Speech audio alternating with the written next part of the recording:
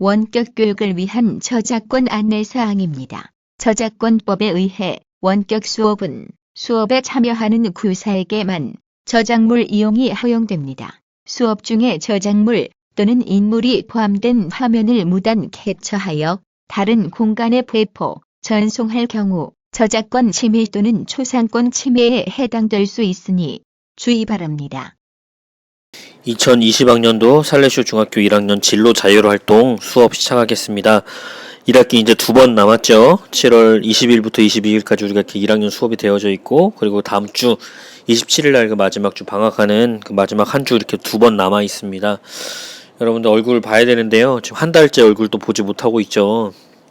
이제 보고 싶고, 또 여름방학 지나고 나면 한 달을 또 못 보게 될 텐데요. 아무쪼록 건강히 잘 지내시고 코로나 위험으로부터 좀 잘 이렇게 뭐라고 할까요? 방역 수칙 잘 지키면서 그렇게 건강하게 지내셨으면 좋을 것 같습니다. 수업 시작하겠습니다. 인사하고 시작할까요? 안녕 살레쇼. 네, 안녕 시무님 하셨죠? 여러분들의 목소리를 듣고 싶은데요. 듣지 못해서 굉장히 아쉽습니다. 결국 1학기는 이렇게 넘어가나 봅니다. 마스크를 끼고 있어서 여러분을 얼굴 외우기가 참으로 어렵습니다. 사진첩 보면서 얼굴 이렇게 외우는데 잘 되지 않아요. 그래서 빨리 이렇게 대면하고 마스크 없이 수업을 할 수 있어야 여러분들 이름을 쉽게 외울 수 있을 것 같은데요. 올해 또 이렇게 계속 넘어갈 것 같아서 굉장히 좀 마음이 아픕니다. 1학년 때 진한 추억을 만들어야 할 건데요. 2학기 때를 기다리면서 수업을 시작하도록 하죠. 다시금 되새기는 건 여러분들 잊지 않으셨으면 좋겠습니다. 빨리 개학하고 빨리 우리 학교에 나갈 수 있도록 안전수칙 꼭 지키셨으면 좋겠어요. 아시죠? 마스크, 세면 손 씻기, 사람 많은 곳 가지 않기, 30.5도 넘으면 선별진료소 1339에 전화하는 것 잊지 않으셨으면 좋겠고요. 매일 온도 체크해서 보고해주는 것도 잊지 않으셨으면 좋겠습니다.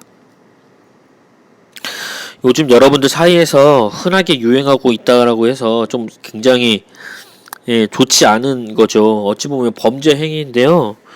이런 것들이 자꾸 벌어지고 있어서 여러분들에게 주의를 해주는 겁니다. 하지 않으셔야 돼요.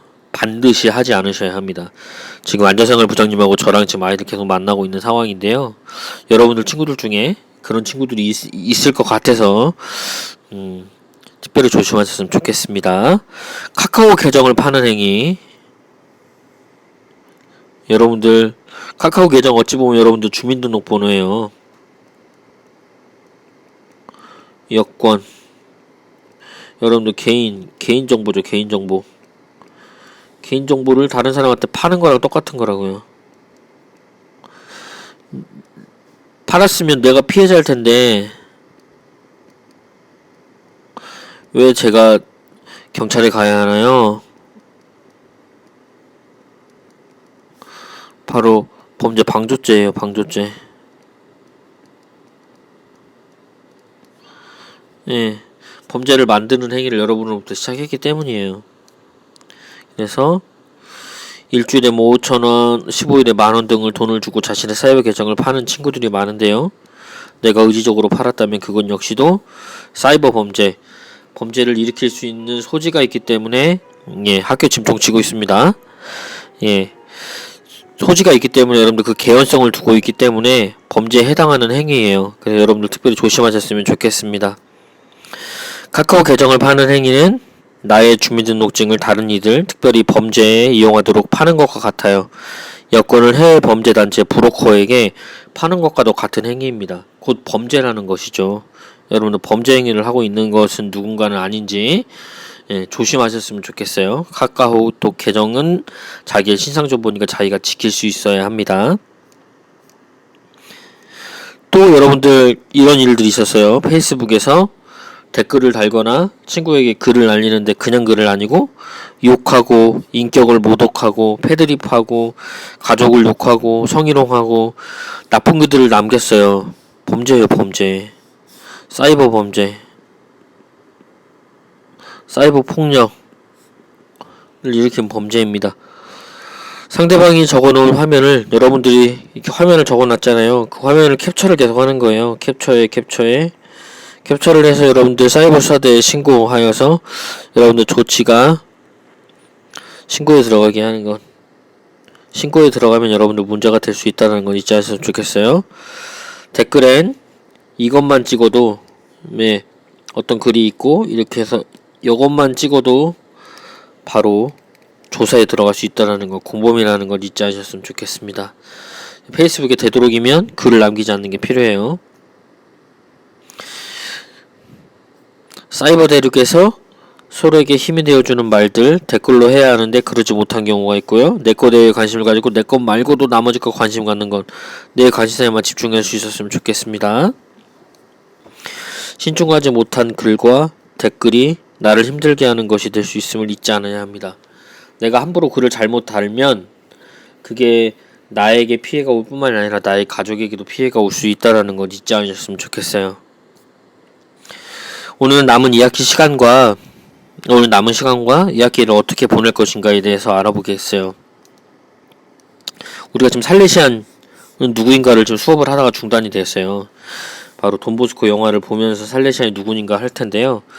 살레시안이란 이름을 처음으로 붙인 사람이 돈보스코. 돈보스코가 왜 자신의 아이들을 살레시안이라고 불렀을까? 왜? 그 아이들이 어떻게 살기를 바랬는지, 살레시안이 어떻게 살기를 바랬는지를 알아보도록 하는 거. 바로 돈보스코가 자신의 아이들이 어떻게 살길 바라는지 보면 알 것 같아요. 그러면 그 돈보스코가 바라던 그 점이 살레시안의 그 모습이라는 것들을 그걸 잊지 않으면서 그렇게 지내는, 돈보스코 옆에서 지내는 아이들의 모습으로 지내는 연습이 굉장히 필요할 것입니다. 보스코 영화를 보다가 끊어졌으니까 이야기 때는 연결해서 먼저 볼 거고요. 그리고 돈보스코 그리고 나에 대해서 좀 알아보는 시간 가질 겁니다.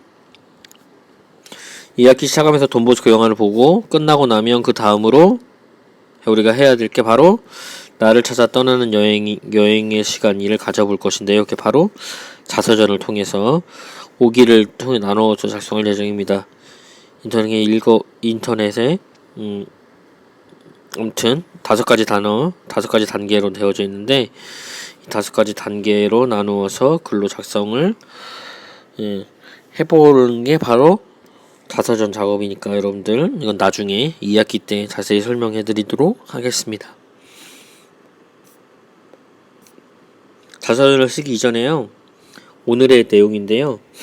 과거와 현재 현재와 미래 나의 모습을 떠올려보고 상상하며 만들어보고 그려보는 것입니다. 바로 어떤 방법을 통해서? 인생 그래프를 통해서예요.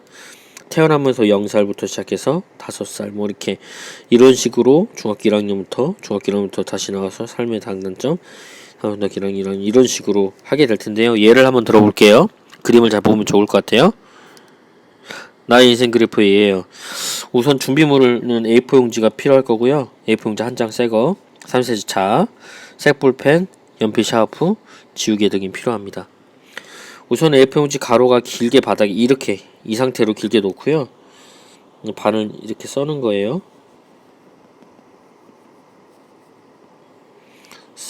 이렇게 썰고 접고 다시 또 핍니다. 1번 다시 펴요. 그리고 여기 위에 왼쪽부터 시작하여 0살부터 시작합니다. 여기서부터 0살 이렇게 되는 거죠. 이렇게 0살부터 시작해서 신부님 68살까지 이렇게 되어져 있습니다.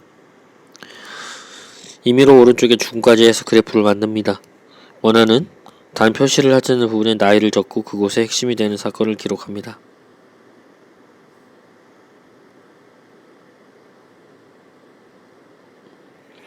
이렇게 되는 거죠.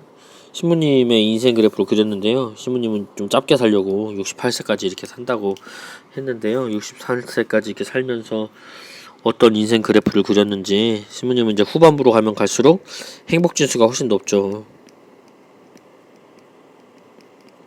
어렸을 때는 행복 지수가 낮았어요. 그리고 중고등학교 다니면서 행복했겠죠. 행복한 지수가 이렇게 되어져 있습니다. 그리고 살면서 또 행복해지게 되는 거죠. 이해해요?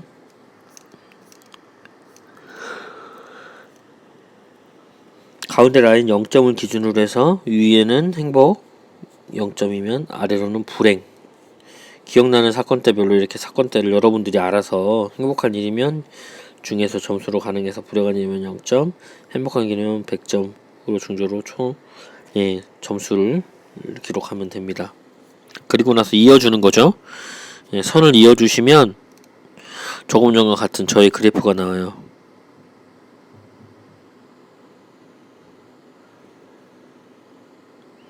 각 사건에 대한 또한 점을 찍었던 그 부분에 어떤 부연 설명을 해줘야 하는지 잘 세우면 좋을 것 같고, 그때 당시 어떤 일이 있었는지 간략하게 소개해 주시면 좋겠습니다. 자신이 나아가 지나고 나면 나이가 지났잖아요. 저희가 아이들 여기까지인가? 되어져 있는데요. 나이가 지나고 나면 고등학교, 대학교, 직업인 등의 미래의 모습을 생각하며 찍고 기억할 수 있을 것입니다. 나의 인생 그래프를 하는 이유는 과거를 되돌아보기 위함이고 두 번 다시 실수하지 않기 위함이에요. 미래를 간략하게 하면서도 재미있게 수반하게 가기 위함입니다. 나 인생을 한눈에 그래프로 바라볼 수 있는 게 더욱 구체적이고 희망할 수 있음을 여러분들은 잊지 않으셨으면 좋겠어요. 이게 바로 나의 인생 그래프의 하나의 몫이라는 걸 잊지 않으셨으면 좋겠고, 여러분들이 지금 이제 우리가 해야 될 일은 이번 주 수업 과제입니다. 나의 인생표 그리시오. 앞서 봤던 그 준비물들이 있죠. 그 진부물들 가지고 슬라이드 앞에서 자신의 슬라이드 앞에서 자신의 준비물을 체크하시고 천천히 그리시면 되겠습니다. 시면 되겠습니다. 그리시고요. 가지고 계세요. 2학기 때 자서전 쓰기 전에 점검하겠습니다. 오늘 수업은 여기서 마치도록 하겠습니다.